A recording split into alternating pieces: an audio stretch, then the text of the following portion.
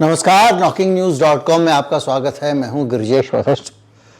साल का आखिरी वीडियो है तो क्यों ना भगवान राम को समर्पित किया जाए।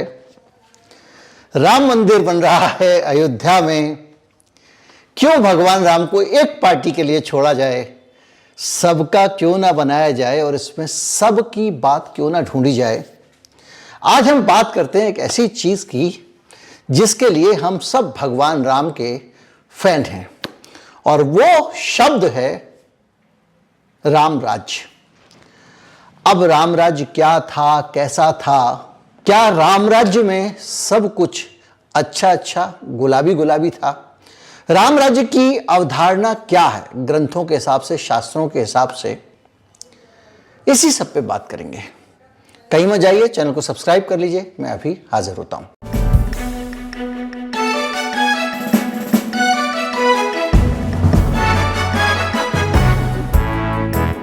साल का आखिरी वीडियो है, इसकी शुरुआत एक पिक्चर के सीन से करते हैं। पिक्चर का नाम राम राज्य है।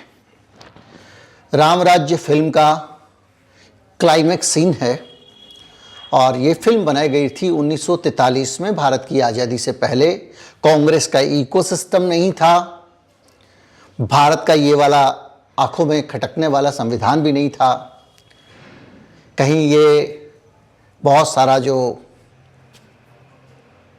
आरएसएस विरोधी ऐसा कुछ वातावरण भी नहीं था। हालांकि इससे 10 साल पहले ही हिंदू महासभा इस देश में एक अलग हिंदू राष्ट्र और अलग मुस्लिम राष्ट्र बनाने का प्रस्ताव ला चुकी थी सावरकर के मुंह से।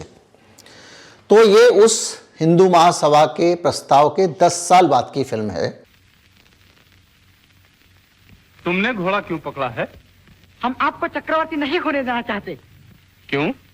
आपने अपनी निरपराध पत्नी का त्याग किया है। हम आपसे युद्ध करेंगे।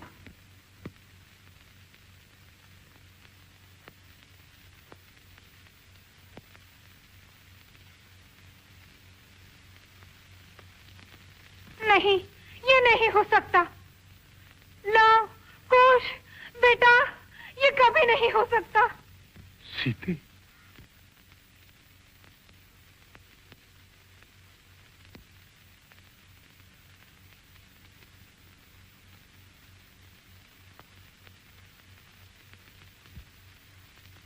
तुम हट जाओ माँ, हम युद्ध करेंगे। नहीं बेटा, ये युद्ध नहीं हो सकता। तुम नहीं जानते बेटा, ये तुम्हारे पिता हैं। हमारे पिता?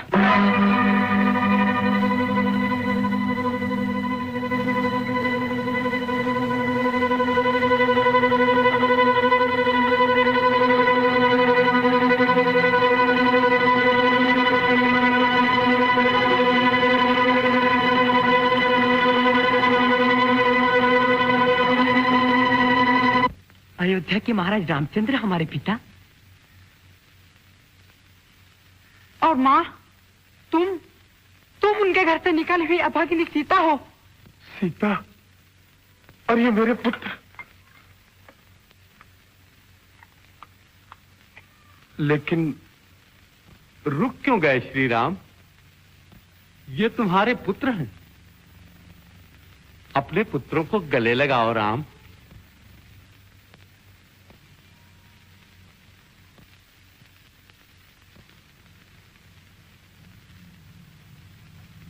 राम, महर्षि, आप तो जानते हैं कि प्रजा की सम्मति के बिना। महाराज राम।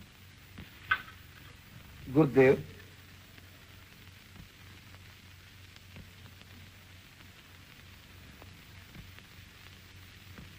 महाराज, प्रजा ने सम्मति दी है, आप पिता का स्वीकार कीजिए। हाँ महाराज, सारी प्रजा ने मिलकर विनती की है कि आप महारानी का स्वीकार करें। गुरुदेव, सीते, सीते। अरे पुत्र, ये स्वप्न तो नहीं है। नहीं बेटी, ये स्वप्न नहीं, मेरे स्वप्न की सिद्धि। आज मेरी रामायण पूरी हुई। बेटा लव, बेटा कुश,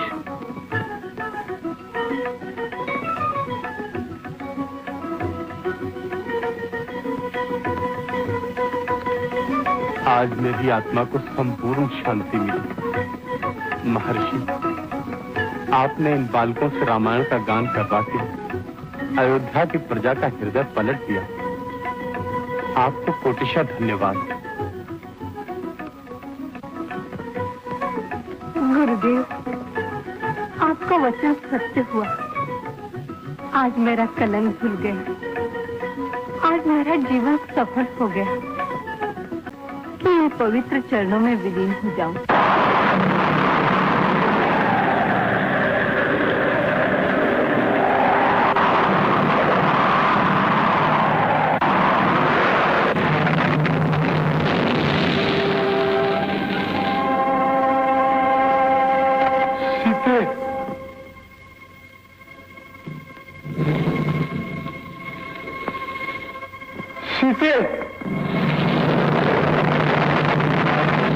विजय भट्ट ने इस फिल्म का निर्देशन किया था 1943 में। इसमें शोभना समर्थ थी, बीना रानी थी, बड़े अच्छे अच्छे उस समय के कन्हैयालाल मंजे हुए कलाकार थे। एक अच्छी फिल्म थी जिसको 1943 में रिलीज किया गया था। इस फिल्म का जो क्लाइमैक्स है, अभी आपने एक विमर्श देखा जिसमें लव और कुश ने जो अश्वमेघ यज्ञ का, भगवान राम का, अयोध्या के राजा राम का कहें तो घोड़ा रोक लिया। अश्वमेघ यज्ञ के बारे में जिसको ना पता हो उनको बता देता हूं कि क्या होता है कि एक ऐसा यज्ञ होता है जिसमें ज्यादा से ज्यादा जमीन पर राजा कब्जा करना चाहता है और एक घोड़े को छोड़ देता है और वो घोड़ा चलता है, पीछे पीछे उसकी सेना चलती है। जहां जहां उसका घोड़ा जाता जाएगा वहां वहां उसका राजा का राज्य माना जाएगा। और अगर किसी ने यह कहा कि नहीं, मैं अपना राज्य नहीं दूंगा, मतलब वो घोड़े को रोक लेता। और जब उसने उस घोड़े को रोका तो घोड़ा रोकने वाले को राजा से युद्ध करना होता है, तभी वो अपनी जगह सुरक्षित कर सकता है, या तो हारेगा या हराएगा। तो लव और कुश ने राजा राम का घोड़ा रोक लिया। लव और कुश जुड़वा बेटे थे और भगवान राम के ही अपने बच्चे थे, लेकिन उनको यह नहीं पता था कि राजा राम उनके पिता हैं। वाल्मीकि, ऋषि वाल्मीकि ने जो रामायण की रचना की वो इसलिए की थी कि वो लव और कुश को राजा राम के बारे में सिखाना चाहते थे, बताना चाहते थे, उनको पता चले कि राजा राम कौन थे। तो ये काम उनका कंप्लीट हो गया था और करने के बाद में वो उनको अयोध्या लेके गए और वहां ये दोनों लोगों को राम की कथा सुना रहे थे, गा गा के, राम के राज्य में ही। लेकिन लव और कुश को कुछ बातें राम की बहुत खराब लगती हैं और ये जो संवाद आपने देखा उसमें वो राजा राम के घोड़े को रोकते हैं, उसके बाद राजा राम आते हैं और आने के बाद लव और कुश उनको कहते हैं कि भाई आप इतने बड़े राजा हैं जो भी हैं, लेकिन हम आपसे युद्ध करेंगे और इसलिए युद्ध करेंगे क्योंकि आपने अपनी पत्नी को लोगों के कहने पर त्याग दिया और ये ऐसा आपने जो काम किया इसके बाद तो आपको दंड देना ही चाहिए और हमने इसीलिए शस्त्र विद्या सीखी। सीता अपना नाम बदलकर वाल्मीकि के आश्रम में रहती थी और वो इस बात को लेकर परेशान हो जाती हैं और आखिर में राम सीता को पहचान लेते हैं, पहचान ही लेंगे। तब बच्चों को पता चलता है कि राम तो उनके पिता हैं। तो अब ये जो सिचुएशन है इसमें भगवान राम एक डायलॉग बोल रहे हैं जो आपने सुना होगा। तो फिर अपने बच्चों को भगवान राम गले लगाने जा रहे हैं, इस सीन में ये दिखाया और वो रुक जाते हैं। महर्षि वाल्मीकि कहते हैं आगे बढ़ो, बच्चों को गले लगाओ और भगवान राम बोल रहे हैं कि मैंने इसके लिए जनता की आज्ञा नहीं ली है, जनता की आज्ञा नहीं ली है। ये एक मैसेज ऑफ डेमोक्रेसी है जो भगवान राम के मुंह से इस फिल्म में दिखाने की कोशिश की जा रही है। और सीता के मामले में उस व्यक्ति ने अपनी आइडियोलॉजी, अपने उसूल, अपने सिद्धांत सबको तार्क पर रख दिया सिर्फ इसलिए कि जनता ने नेगेटिव फीडबैक दिया था। यह इस स्टोरी का एक ऐसा पॉइंट है जो आपको राम राज्य की एक छोटी सी झलक देता है। कुछ लोग इसके आलोचक हो सकते हैं कि भाई पत्नी को कैसे त्याग दिया, और जब यह होता है उसके बाद में भगवान राम जब अपने बच्चों को अपना लेते हैं तो सीता कहती हैं कि भाई अब मेरा कोई काम नहीं बचा है, धरती फटती है, सीता उसमें समा जाती है। ये एक फिल्म का ये दृश्य है। तो भगवान राम का जो कंसेप्ट था राम राज्य का, उस कंसेप्ट में डेमोक्रेसी बहुत गहरे थी। इसी दृश्य से और पहले वन देवी नाम से सीता रहा करती थी वहां पे। उन्होंने सीता नाम अपना नहीं बताया था बच्चों को महर्षि वाल्मीकि आश्रम में। इस दृश्य से ठीक पहले का यह है कि जब ये अश्वमेध के घोड़ा आने की बात वन देवी सुनती हैं तो वो बहुत विचलित हो जाती हैं और परेशान हो जाती हैं, क्योंकि अश्वमेध यज्ञ कर रहे हैं राम, और राम अगर अश्वमेध यज्ञ कर रहे हैं तो बगैर पत्नी के तो यज्ञ होगा नहीं, और बगैर पत्नी के यज्ञ नहीं होगा तो क्या भगवान राम दूसरी शादी कर रहे हैं? इस उधेड़ बुन में सीता हैं, वन देवी हैं, क्या भगवान राम दूसरी शादी कर रहे हैं? इस बीच में उनके पास खबर आती है कि लवकुश ने एक घोड़ा पकड़ लिया। यह फिल्म 1943 की फिल्म है, लेकिन इस फिल्म के बारे में यह दावा किया गया है इसको वाल्मीकि रामायण के आधार पर बनाया गया, ऐसा डायरेक्टर ने उस समय लिखा है।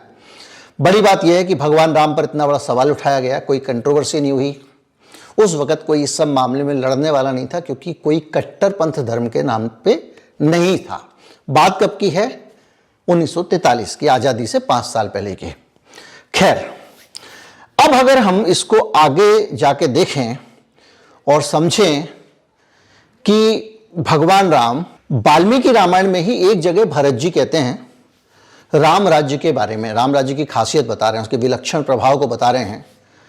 राघव, आपके राज्य पर अभिषिक्त हुए 1 मास से अधिक समय हो गया, यानी 1 साल से ज्यादा समय से आपका अभिषेक हो चुका है। सभी लोग निरोग दिखाई देते हैं, कोई बीमार नहीं।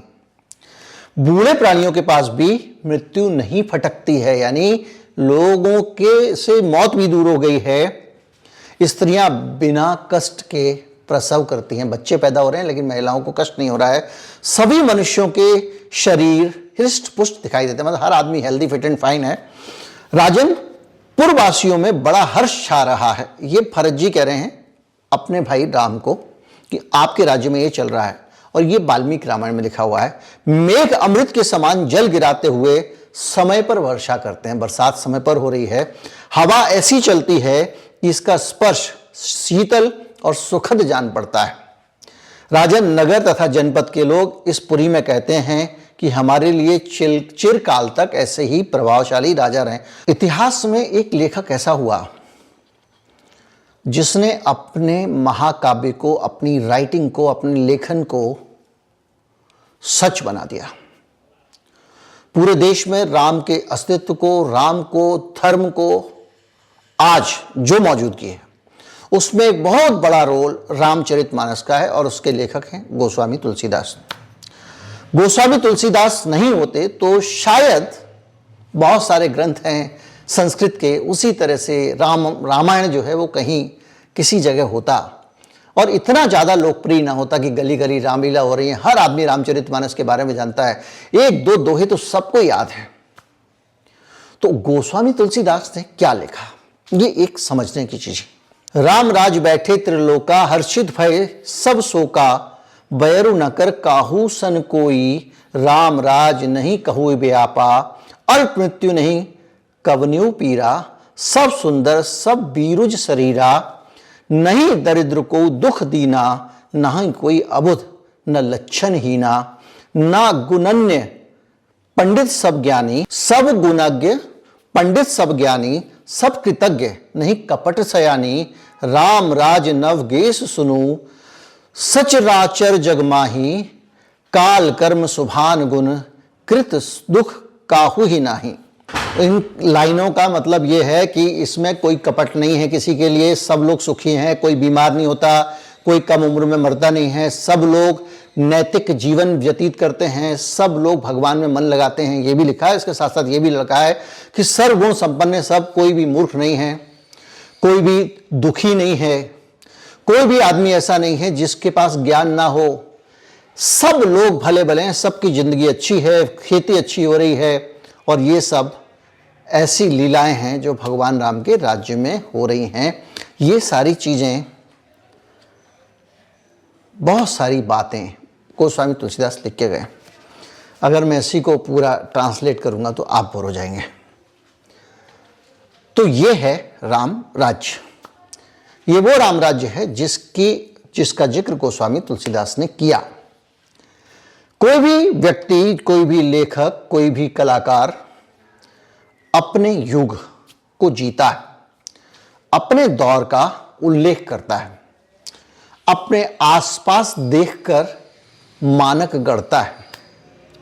अगर मेरे आसपास आज जो वातावरण है, मैं उसी के आधार पर चीजों की कल्पना करूंगा, अच्छी चीजें बताऊंगा, बुरी चीजें बताऊंगा। तो गोस्वामी तुलसीदास जी का दौर कौन सा था, इसको हमको समझना पड़ेगा, इस नैतिक धरातल को समझने के लिए जिसका जिक्र वो कर रहे हैं। 1511 सावन का महीना, शुक्ल पक्ष और सप्तमी, इस दिन वो पैदा हुए थे गोस्वामी तुलसीदास। और मूल नक्षत्र था, हमने बहुत पढ़ा स्कूल में, मूल नक्षत्र बड़ा अशुभ माना जाता है। तो 1511 ईस्वी में, सन 1511 में तुलसीदास जी पैदा हुए। 1623 में उनका निधन हुआ। तो 1511 से 1623 यानी वो 112 साल जिए थे। गोस्वामी तुलसीदास का जो जीवन काल था वो 112 साल का था। तो इन 112 साल के बीच में गोस्वामी तुलसीदास ने जो दुनिया देखी, जो शासन व्यवस्था देखी और जो समाज देखा, वो क्या था, इसको हम समझेंगे। हमारे आसपास का वो पूरा का पूरा समाज बताता है वो उस समय का वैल्यू सिस्टम क्या था। तो आज गोस्वामी तुलसीदास जी जिस चीज को लिख रहे हैं, उस वक्त वो कौन सा दौर था, कौन से राजा थे। तो जब गोस्वामी तुलसीदास पैदा हुए तो हुमायूं का राज्य था इस देश में, और 56 तक हुमायूं, 1556 तक, 1511 से 1556 तक, यानी करीब 44 साल हुमायूं का राज रहा। तो गोस्वामी तुलसीदास जी हुमायूं के राज में पैदा हुए। हुमायूं का राज देखते देखते वो बड़े हुए। उसके बाद में अकबर का राज आता है, और अकबर के राज्य में कहा जाता है कि रामचरितमानस की उन्होंने रचना की। तो वो कौन सा सामाजिक परिवेश था जो गोस्वामी तुलसीदास अपने आसपास देख रहे थे। हुमायूं का राज्य, अकबर का राज्य, इसके अलावा जहांगीर का राज्य उसके बाद आया, वो भी उन्होंने देखा 1627 तक। शाहजहां का दौर भी देखा उन्होंने, जिसको हुमायूं, जहांगीर का नाम नूरुद्दीन मोहम्मद सलीम भी था, मैं आपको बता दूं, ये अकबर का बेटा था, वही जो मुगल आजम में शहजादे सलीम, ये वो है। इसके अलावा शाहजहां, जिनका नाम मोहम्मद शहाबुद्दीन मोहम्मद खुर्रम भी था, 66 में, 1666 में उनका निधन हुआ, उनका राज देखा। और औरंगजेब का राज भी गोस्वामी तुलसीदास जी ने देखा। आलमगीर उनको उस वक्त कहा जाता था। यह पूरा दौर गोस्वामी तुलसीदास जी ने अपने आसपास देखा है। कई सवाल उठते हैं कि गोस्वामी तुलसीदास जी अगर एक ग्रंथ की रचना कर रहे हैं और उस ग्रंथ में वो ये सब बातें लिख रहे हैं, इस वैल्यू सिस्टम को लिख रहे हैं, ऐसी बातें लिख रहे हैं, तो ये जो मुग़ल बादशाह थे या जितने भी उस वक़्त, जिनको कहते हैं आप विदेशी आक्रांता वगैरह वगैरह कहते हैं लोग इनको, इन सब लोगों के दौर में क्या हिंदू धर्म का वैल्यू सिस्टम, हिंदू धर्म की आज़ादी यथावत एग्जिस्ट कर रही थी? क्योंकि एक लड़का, एक बालक उस दौर में रहता है और ये सब बातें लिखता है, इसका मतलब जो उसके आसपास के वातावरण में हिंदू धर्म का वैल्यू सिस्टम एग्जिस्ट कर रहा था, हिंदू धर्म का के मूल्य उस समय मौजूद थे। या तो आप इसको ये कह लीजिए ये सारे मूल्य हिंदू धर्म के हैं और गोस्वामी तुलसीदास के टाइम में मौजूद थे, क्योंकि इसमें कई सारी बातें कुछ महर्षि वाल्मीकि वाली रामायण में भी मिल रही हैं, मैंने आपको बताया। दूसरी बात यह है कि उस समय की शासन व्यवस्था के बीच में गोस्वामी तुलसीदास ने कुछ देखा होगा जो उनको अच्छा नहीं लगा होगा, और कुछ देखा होगा जो उनको अच्छा लगा होगा। तो अच्छा लगा और नहीं लगा, दोनों चीजों के आधार पर उन्होंने एक कल्पना की, राज्य तो ऐसा होना चाहिए, और यह बताया कि भगवान राम का राज्य ऐसा था। अब हम इस पे आते हैं कि उस दौरान का जो राम राज्य था उसकी परिकल्पना क्या थी, ये हमने देखा। और आज हम जब भगवान राम का मंदिर बना रहे हैं, कुछ चीज़ें मुझे अजीब लगी, है मेरी पर्सनल टेक बीच पे मैं डाल रहा हूँ।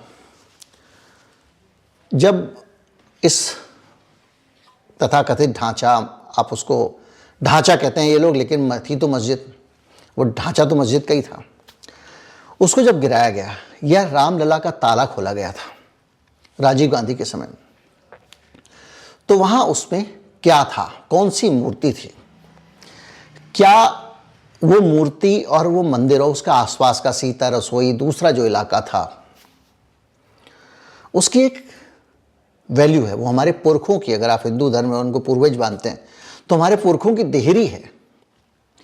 वहां जाने का अपना एक चार्म है और उनसे मिलने का भी अपना एक चार्म है। किसी भी ग्रंथ साहित्य में कैसी भी छवि हो, कितना भी उत्तम फोटो आपके दादाजी का किसी ने बना दिया हो, जो एक पुरानी असली फटी हुई तस्वीर है ना, उसके लिए सम्मान अलग ही होता है। ये जो राम मंदिर बन रहा है, ये पूरा बढ़िया, इसमें धन तो झोंका जा रहा है, लेकिन ये फूहड़ लग रहा है। क्यों? क्योंकि जो भगवान राम का एक प्राचीन स्थल का एक चार्म होता है, उसको खत्म करके आप कुछ भी बना दो, उसमें वो बात आ ही नहीं सकती। एक और मंदिर बना देते हैं, इसको जगह को थोड़ा सा वैसा, जैसा मेरे पिताजी, मेरे दादाजी ने जो सीता रसोई देखी थी, भगवान राम का जन्मस्थल देखा था, वो जरूर बचाना चाहिए था। जो टूट गया था उसका तो कुछ कर नहीं सकते हैं, वही मंडप में थे तो मंदिर बनाना था, अलग बात है। लेकिन अब जो नई मूर्ति लाके स्थापित कर रहे हैं, ये बात मुझे समझ में नहीं आई। जो पुरानी मूर्ति थी उसको ही सम्मान मिलना चाहिए था। आप नई मूर्ति बना रहे हैं, अलग अलग डिजाइनर से बनवा रहे हैं। पिताजी का, दादाजी का जो कुर्ता है उसका अपना महत्व है। आप कितने डिजाइनर कुर्ते बनवा लो, उसका कोई मतलब नहीं है। अब इस बात को ये अवरोध कर रही है, इसको छोड़ के आगे बढ़ते हैं। तो हम राम राज्य की बात करते हैं। तो आज भगवान राम का मंदिर बन रहा है और उससे भारत के लिए बहुत बड़ा गौरव का विषय हमको बताया जा रहा है कि भाई ये बहुत महान दिन है और ये है वो है। ठीक है, कुछ समय के लिए मान लेते हैं आपकी बात, लेकिन क्या भगवान राम का मंदिर बनाना एक हिंदू शासक का, क्योंकि ये जो बन रहा है ये सारा मंदिर हिंदू शासक का है, सत्ताधारी पार्टी का, यही बताया जा रहा है। हमारा कहकर तो उसको महिमा मंडित किया जा रहा है। तो हिंदू शासक का जो राम मंदिर बनाने की बात करता है, उसका कर्तव्य क्या है? हिंदू विरासत के हिसाब से राम राज्य लाने की जो बात करता है, हिंदू राष्ट्र की बात करता है, वो तो बहुत सारे लोग अलग अलग करते हैं। कोई इस्लामिक राष्ट्र की बात करता है, कोई ईसाई राष्ट्र की बात करता है। हम उनमें से है ही नहीं। हमारे को तो अगर हिंदू पद्धति, जीवन पद्धति के हिसाब से राज्य लाना है, तो हमारा राज्य कैसा होना चाहिए? जिसमें किसी को बुखार ना हो और कोई भी आप भी किसी से नफरत नहीं करता हो, सब मिलके रहते हो, है ना। चले स्वधर्म निरत श्रुति नीति, सब नर करें परस्पर प्रीति। सब लोग एक दूसरे से प्यार करें, मोहब्बत करें, यही तो राम राज्य है। तो इसके लिए एक इकोसिस्टम तैयार करना चाहिए कि नहीं करना चाहिए? और जो लोग नहीं कर रहे हैं, इसके विपरीत काम कर रहे हैं, क्या वो राम के रास्ते पर चल रहे हैं या राम के रास्ते पर देश को ले जाना चाहते हैं? एक सवाल ये, इसीलिए मैंने ये सारी चीज़ें आपको बताई हैं। दूसरी चीज, आप कहते हैं कि स्वप्न में भी कहीं पाप नहीं है, तो क्या आप एक आदर्श पाप विहीन समाज की तरफ बढ़ रहे हैं? मॉब लिंचिंग होती है, दलितों को पीट दिया जाता है, किसी को गोरक्षा के नाम पे मार दिया जाता है, किसी के घर में आग लगा दी जाती है, बड़े बड़े दंगे होते हैं 2002 जैसे। मस्जिदों के सामने से लोग उग्र जुलूस निकालते हैं, उकसाते हैं, ऊपर से पत्थर फेंके जा रहे हैं। तो क्या ये वो राज्य है जिसमें कभी सपने में भी पाप नहीं होता? क्या हमारा जो राम वालों का राज्य है उसमें प्रेम, मर्यादा, ह्यूमन वैल्यूज, उन सब चीजों की जगह है? क्या माफ करना इस युग में लोगों को सिखाया जा रहा है? ये वेस्टर्न वैल्यू सिस्टम तो नहीं है। आप सोचिए कि गरुड़ जी से काकभूषुंड कहते हैं, सब लोग ऐसे होंगे जो किसी को दुख नहीं देंगे, ना दुखी होंगे। काल कर्म स्वभाव गुण कृत दुख काहू ही नाही, कह रहे हैं। ऐसा राज्य जिसमें सभी पशु और पक्षियों ने आपसी वैर भुला दिए हैं। शेर और बकरी एक ही घाट पे पानी पीने की बात हमने पढ़ी है।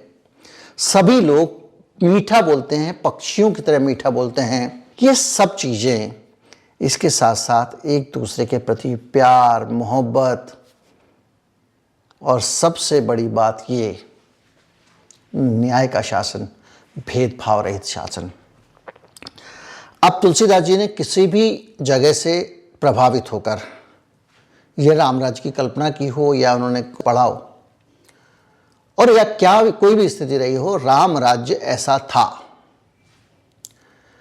आज हम कितना भी भव्य राम, देखिए पैसे की तो कमी नहीं है, पैसा झोंका जा सकता है। अक्षरधाम बहुत भव्य, बहुत पहले से ही बन गया था, वो एक अलग ही इंडस्ट्री है।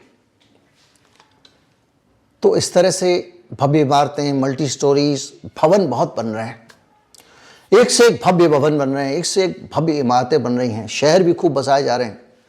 टैक्स का पैसा है, जनता का पैसा है, लोन आदमी के जो हमारे देश के ऊपर कर्ज था वो 4 गुना हो चुका है।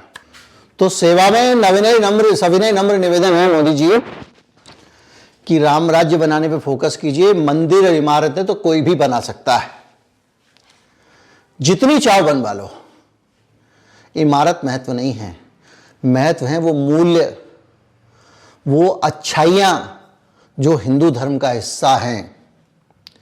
अगर उनकी स्थापना होती है, उनके मार्ग पर हम चलते हैं, छल और कपट से दूर अगर समाज बनता है, ईवीएम सीवीएम ये सब बातें ना हो, ऑपरेशन कमल की बातें ना हो, तो आप राम भक्त हैं और राम के रास्ते पर चल रहे हैं। वरना राजनीति है, राजनीति में लोग बहुत सारे उल्टे सीधे काम कर रहे हैं, कुछ आप भी कर रहे होंगे, हमें उससे कोई फर्क नहीं पड़ता। लेकिन इतना बताना जरूरी था देश के लोगों को कि राम राज्य चाहिए। हिंदू राष्ट्र की बात करने वालों को, वैसे तो हिंदू राष्ट्र बनेगा, कितना भारत उसमें होगा, ये तो भारत को खंडित करने वाली बात है। जब आप हिंदू राष्ट्र बनाने की बात कर रहे हो तो मेरा अफगानिस्तान तक था, यहाँ तक, वहाँ तक, जो भी आप बात कर लो, क्या आपके हिंदू राष्ट्र में शामिल होने को तमिलनाडु तैयार होगा? क्या घर घर में बंदूक लेके पुलिस घुसा देंगे कश्मीर की तरह? क्या केरल तैयार होगा? क्या कर्नाटक तैयार होगा? क्या नॉर्थ ईस्ट के राज्य तैयार होंगे? तो ये जाहिर बात है कि ऐसा हिंदू राष्ट्र के अगर ज्यादा प्रयास करेंगे तो क्या करोगे आप? 4-5 हिंदीभाषी राज्यों में बना लोगे। लेकिन उस हिंदू राष्ट्र का भी वैल्यू सिस्टम क्या होना चाहिए, यह बड़ा सवाल है। आप अफगानिस्तान की तरह दकियानूस देश नहीं बना सकते। औरतें पढ़ने नहीं जाएंगी, लिखने नहीं जाएंगी, कॉलेज में लड़कियां पढ़ नहीं सकते, और स्कूल में लड़कियों को पुरुष मास्टर पढ़ा नहीं सकते। तो भैया जब वहां से पढ़ के नहीं आएंगी तो बच्चियों को कौन पढ़ाएगा? तो ऐसा अजीबोगरीब कूड़ मगज समाज फिर बन जाएगा। फिर वही सती प्रथा शुरू कर देना, ये कर देना, बुराइयां पूरी हिंदू समाज की पुरानी सनातन के नाम पे। वरना जो आदर्श व्यवस्था है हमारे ग्रंथों में लिखी है, मैंने आपको बता दी है। अगर ऐसा भारत बनाने की तरफ चलते हैं तो आप सच्चे हिंदू हैं, हिंदूवादी हैं, देशभक्त हैं। वरना आप सब लोग सोचने के लिए स्वतंत्र हैं। नमस्कार, जय हिंद।